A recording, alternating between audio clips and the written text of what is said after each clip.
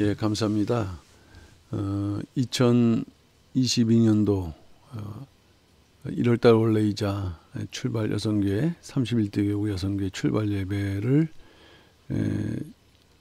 드리는데 시편 107편 28절에서 31절 말씀, 소원의 항구를 향하여 힘차게 출발하는 한 해, 소원의 항구를 향하여서 힘차게 출발하는 한 해라는 제목으로 1월달 원래의 말씀을 다시 이렇게 드리고자 합니다. 아까 원래 때 동영상이 녹음이 안 돼서 다시 녹음하는 내용이 되겠습니다.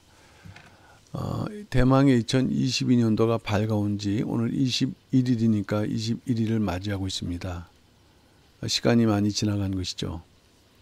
코로나19 사태가 2년을 맞았다고 한 것이 얼마 안 되는데 2022년도에도 불완전한 상황이면 틀림이 없습니다. 그러나 소망의 항구를 우리가 바라보면서 힘차게 출발하자. 2022년도의 끝뿐만 아니라 우리 인생에 있어서 도착해야 될 것을 표현한다면 오늘 시편 107편 31절에 기록되어 있는 소원의 항구 혹은 소망의 항구를 바라보면서 우리가 출발하는 한 해, 그리고 한 번도 낙오됨 없이 도착하는 한 해가 되어야 된다는 것을 말씀을 드리고자 합니다. 첫 번째로 볼 때 소원의 항구는 무엇인가? 오늘 본문에 기록되어 있는 이 소원의 항구, 시편 기자는 어떤 의미로 이 소원의 항구의 의미를 말씀했을까 하는 것입니다. 일반적으로 항구라고 할 때 배가 안전하게 드나들 수 있도록 부두를 설치한 장소라고 했습니다. 오늘날에는 교통편이 다양하게 있지만은 과거에는 이 배를 통해서 다른 나라로 다른 지역으로 이렇게 물건이나 사람을 이렇게 수송하게 됐습니다. 그래서 항구에서 항구로 출발지이자 목적지가 되는 것입니다.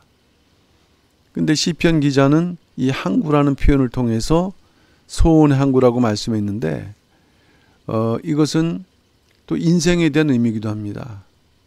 항구에서 항구로 떠날 때 거친 항해를 지나야 되고 이 맞춰진 최종적인 그 상태, 목적지에 도착한 상태, 이것을 표현한다고 할 때 인생의 그 마지막을 바라보면서 그 마지막에 소원, 소망이 있는 인생의 삶을 살아야 된다는 그런 의미를 말씀하는 것이죠.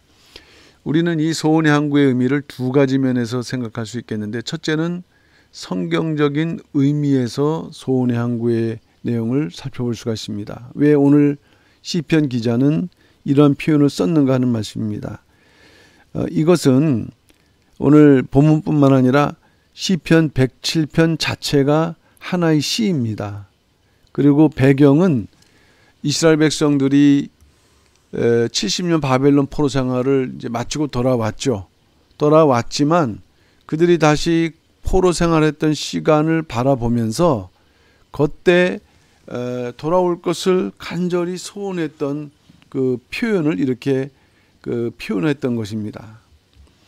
결국 이 성경 역사적인 면에서 바벨론 포로 생활했던 이스라엘 백성들의 소원의 항구는 바로 무엇일까요?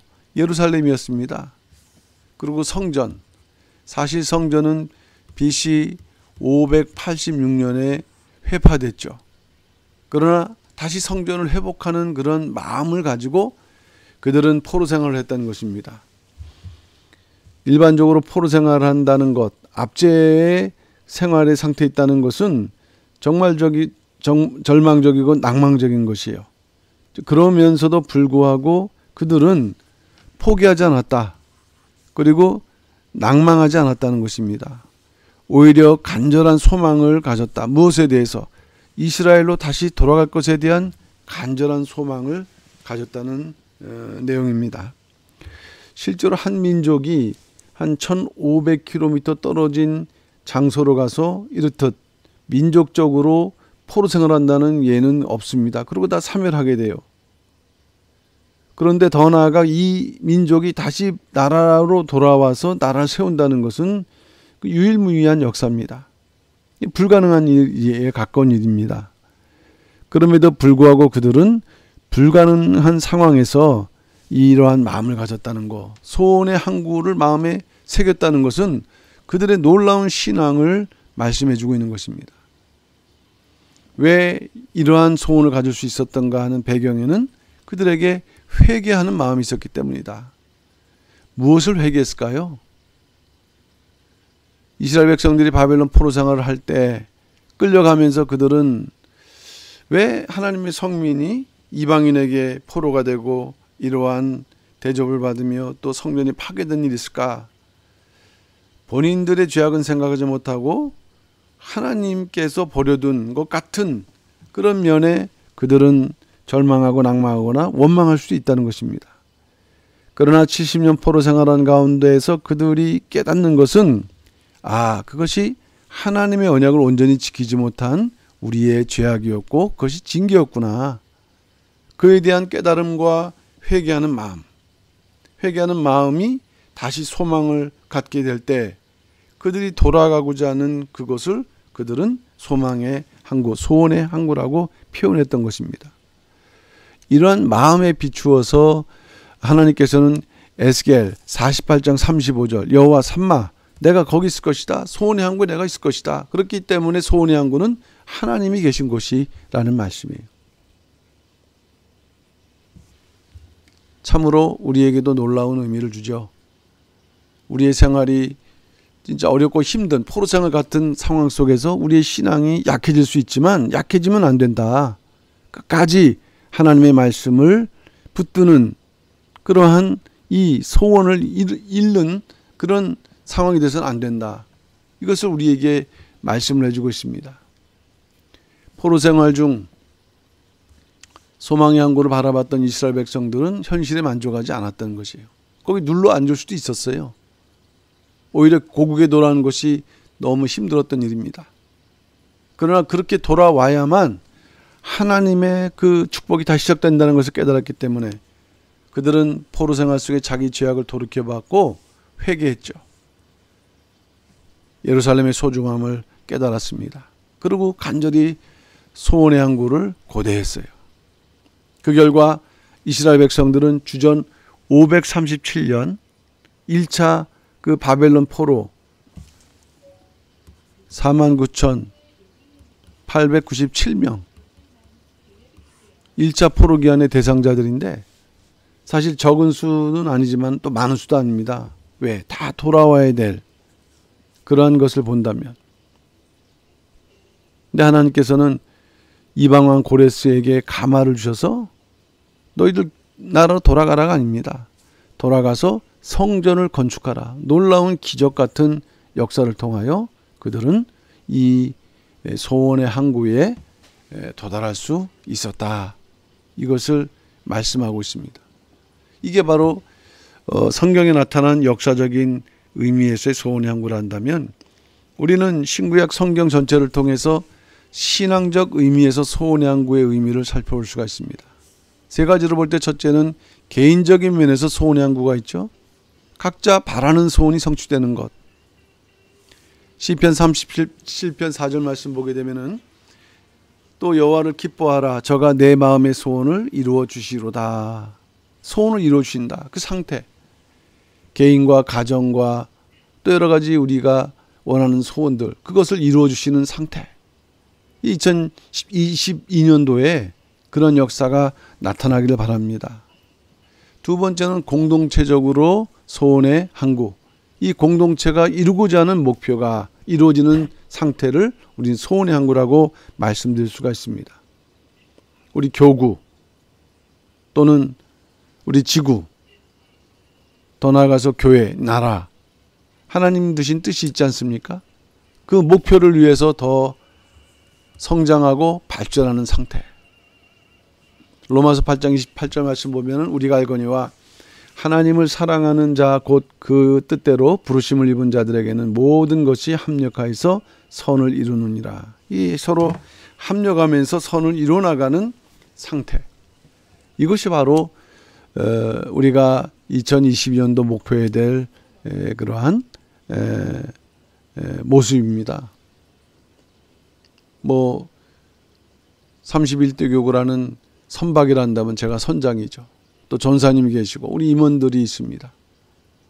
다 각자의 역할을 감당하되 협력할 때, 항해를 우리가 힘수할 때 어떠한 풍파가 몰려온다 할지라도 우리는 능히 이끌고 헤쳐나가면서 소원의 항구에 이르는 한 해가 될 줄로 믿습니다. 또 마지막 성경적 의미에서 보면은 마지막 성도들이 들어가야 되는 새 예루살렘 성.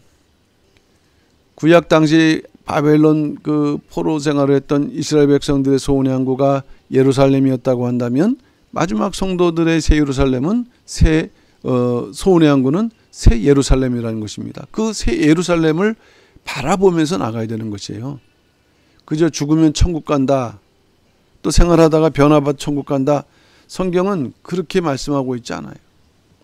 이제 그 천국이 새 예루살렘이고, 그 새 예루살렘에 들어가기에 앞서서 반드시 거쳐나가야 될 광풍 또는 후 3년과 같은 고난과 역경이 있다는 것을 말씀할 때 목표를 분명히 하고 그러한 그 항해를 할 것을 이렇게 우리에게 격려하고 말씀하고 있습니다.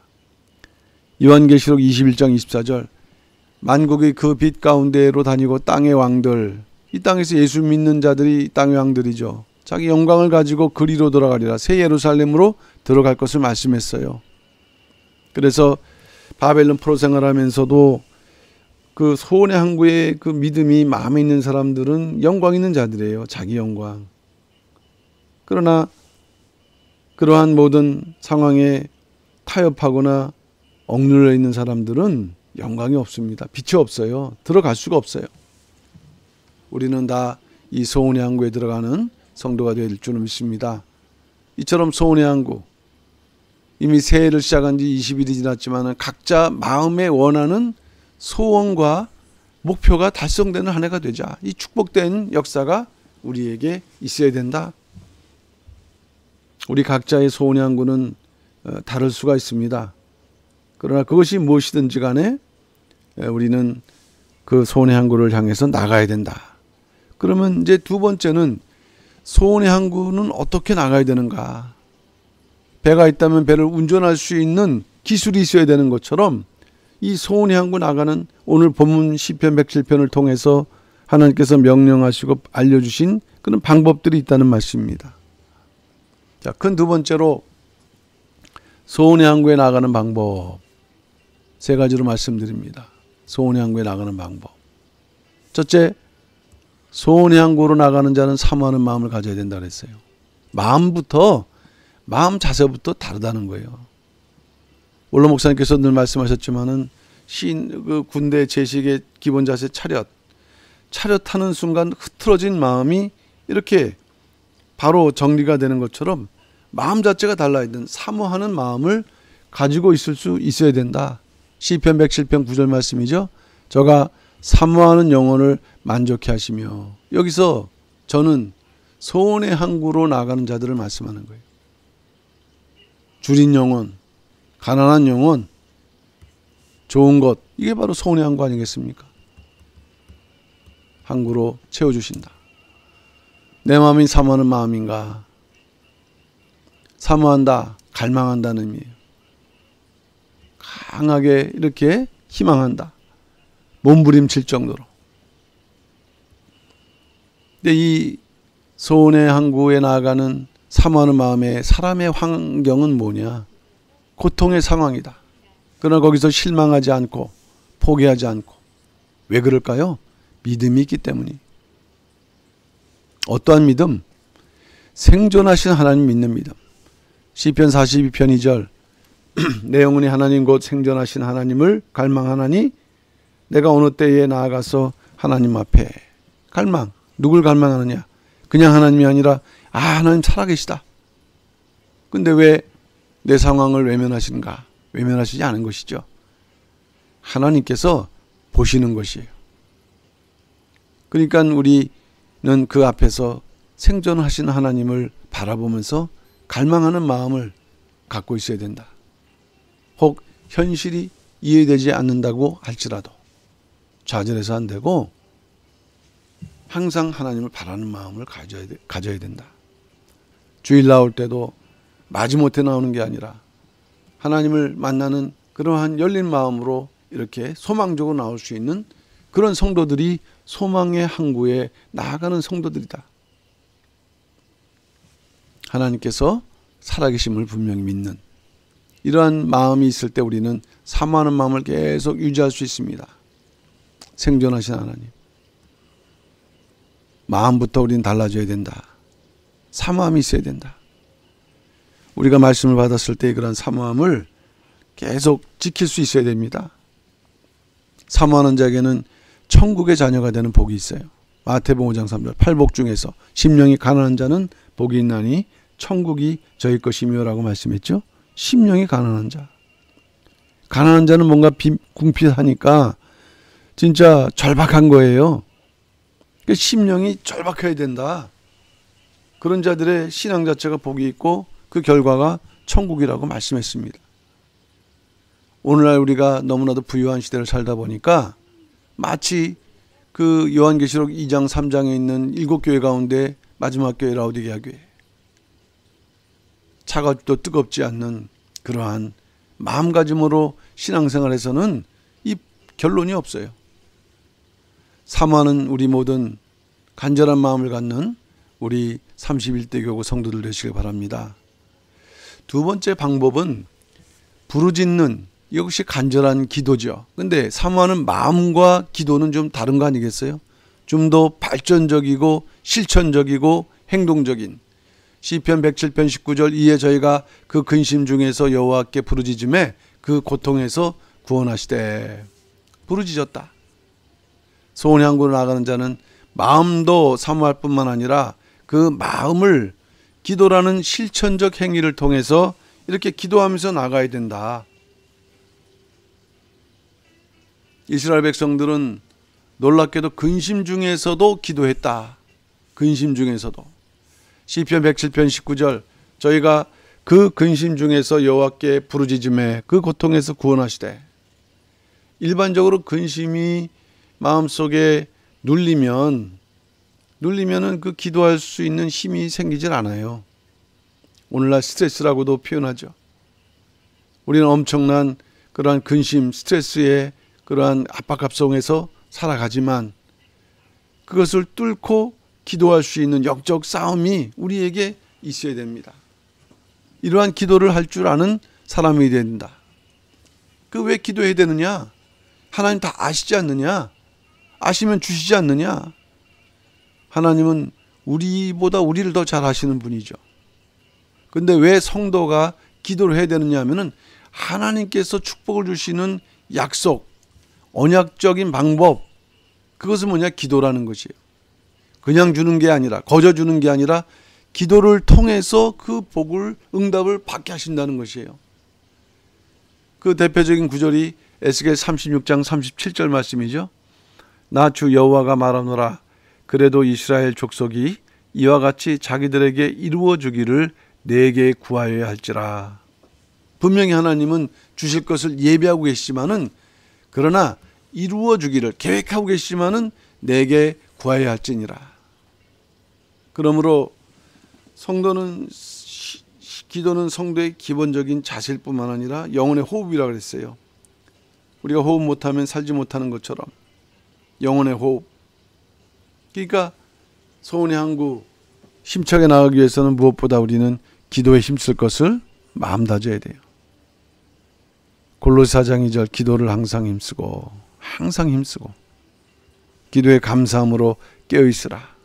깨어있는 기도, 감사가 있는 기도. 우리가 이러한 성숙한 기도를 할 수 있는 성도가 되어야 된다. 실제로 배를 타보게 되면은 재밌을 것 같지만요, 그 뭐랄까요, 그 어지럽고 그 처음에 타는 사람들은 심한 그 고통을 느끼는 것이거든요. 그리고 망망대해를 간다고 할 때 얼마나 그 큰 풍랑이 끼쳐질 때 그 배는 참 너무나도 보잘것없게 보이는 아주 작은 규모에 불과한 그러한 내용입니다. 자, 그러한 인생의 삶 속에서도 이렇게 기도 힘쓰는 자들은 어떠한 그 환란이 온다 할지라도 좌절하지 않고 낭망하거나 또는 흔들리지 않고 나아갈 수 있는 것입니다. 마지막 세 번째는 소원의 항구로 인도하시는 분을 우리가 다시 한번 정확하게 믿어야 되는데, 우리 힘으로 찾아가는 게 아니라 인도하시는 분이 있다. 인도. 또 하나님께서 우리를 인도하신다. 인도하시는 섭리가 있고 또 인도하시는 분이 하나님이시다. 시편 107편 30절 오늘 본문이죠. 저희가 평안함을 인하여 기뻐하시는 중에 여호와께서 저희를 소원의 항구로 인도하시는도다 그랬어요. 여호와께서 저희를 소원의 항구로 인도하시는도다. 소원의 항구로 인도하시는 그 주체, 그 주체는 바로 누구신가? 하나님이시라는 거죠. 하나님, 선장이 있어야 되는 거 아니겠어요? 그러니까 우리가 우리의 힘으로 나가야 된다는 게 아닙니다. 자기 역할은 하지만은 바로 선장이 있으시다는 거, 또 그 선장의 인도하심에 따라서 우리가 나아가기만 하면 된다는 거, 이게 바로 소원의 항구에 올바로 도착할 수 있는 방법입니다.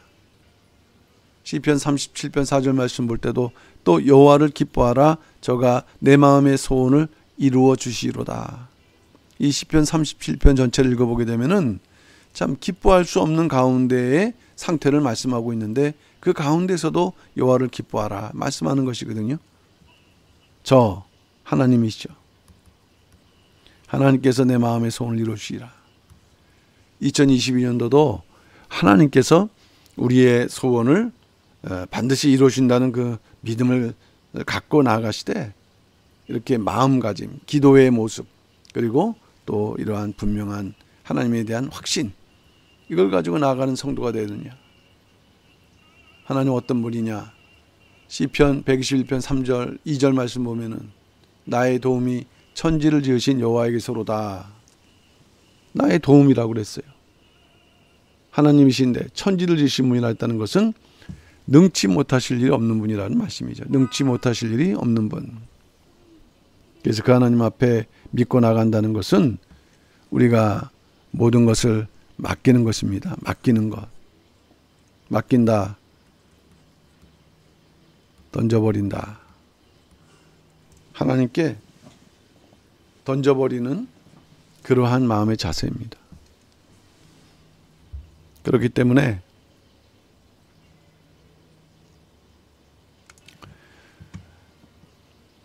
하나님께 던져버리기 때문에 더 이상 우리가 근심할 필요가 없다는 말씀이죠. 근데 우리는 대체로 맡기면서 다시 찾아와서 근심하고, 맡기면서 다 찾아와서 근심하고 하는, 그게 온전한 믿음이 아니기 때문인 것이죠. 잠언서 16장 3절 너의 행사를 여호와께 맡기라. 무슨 큰일 있을 때만 아니라 이 행사는 우리 삶 자체를 말씀하는 거예요. 하나님께 맡기라. 그리하면 너의 경영하는 것이 이루리라 말씀했습니다. 약속입니다. 이런 약속을 믿고 나아가야 된다. 자, 결론입니다. 결론. 광풍이 휘몰아치는 바다를 지나야 소원의 항구에 도착할 수 있다. 광풍이 휘몰아치는 바다. 소원의 항구라면 소원의 항구 직전에는 반드시 광풍이 있다. 구속사적으로 이 광풍은 이 새 예루살렘이라고 한다면, 구속사적으로 이 광풍은 후 3년 반을 말씀해요. 이 후 3년 반을 지나야 도착할 수 있는 것입니다. 시편 107편 25절 여호와께서 명하신즉 광풍이 일어나서 바다 물결을 일으키는도다. 광풍이 있다 그랬어요. 그러나 광풍은 성도가 소원의 항구로 나아가는 과정 속에서 나타나는 고난과 역경을 상징해요. 성도에 당하는 고난.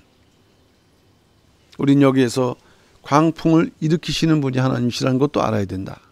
시편 107편 25절 여호와께서 명하신즉 광풍이 일어나서 바다 물결을 일으키는도다. 아니, 하나님 뭐 병 주고 약 주시는 분인가 이렇게 생각할 수도 있지만 여기에는 우리가 헤아리지 못하는 깊은 하나님의 뜻이 있다. 분명 하나님은 소원의 항구로 인도하시는 걸 원하시지만 그 소원의 항구에 들어간 자격자가 되기 위해서 때때로 우리에게 고난으로 밀어 던져내신다. 고난을 주시는 하나님. 그렇지만 하나님께서 주시는 고난, 그것은 성도가 당하는 고난과 역경은 첫째, 자신의 험한 실체를 바라보게 하는 그러한 순간이에요. 자신의 험한 실체를 바라볼 때 뉘우치고 돌이키고 회개해서 날마다 자기 두루마기를 빠는 그런 심정을 갖게 하는, 그 가운데서도 우리를 끝까지 붙들어주시는 하나님의 크신 사랑을 체험하는 기회가 바로 무엇일까요? 온전한 고난에 대한 성도의 자세죠. 그렇기 때문에 성도가 당하는 고난은 변장된 축복, 껍데기는 고난이지만 알맹이는 축복이다. 참 말은 쉽지만 사실 우리가 직접 고난에 닥치게 되면 허둥대고 우왕좌왕하게 되고, 그러나 성도는 이렇듯 직시해야 됩니다. 그 안에 있는 축복을 직시해야 돼요. 아, 이건 하나님 주시는 그러한 축복이 고난으로 잠시 포장된 거구나. 이런 믿음을 갖고 있어야 된다는 말씀이 되겠습니다. 그래서 결국 하나님은 광풍을 평정히 하신다. 시편 107편 29절 광풍을 평정히 하사 물결로 잔잔케 하신도다. 평정히 하시는 하나님. 결국에는 우리를 성공적으로 인도하신다. 그러니까 우리의 삶을 주관하시면서 우리의 항해를 직접 인도하시는, 그러니까 하나님은 광풍도 일으키시고 인도도 하시고 또 평정히 하시고 이런 모든 역사를 할 때 우리는 그 하나님만을 믿고 나아갈 때 소원의 항구에 도착할 수 있다는 말씀입니다. 2022년도는 이제 시작됐습니다. 오늘 21일 벌써 출발을 했습니다. 소원의 항구로 항해함으로써 한 분도 낙오됨 없이 소원의 항구에 도착하는 우리 31대 교구 여성교회 모든 성도들 다 되시기를, 2022년도는 좀 더 새로운 발전적인 그러한 신앙생활로 모든 소원이 성취되는 승리하는 역사가 있으시기를 주님의 이름으로 축원하면서 오늘 말씀을 마칩니다. 감사합니다.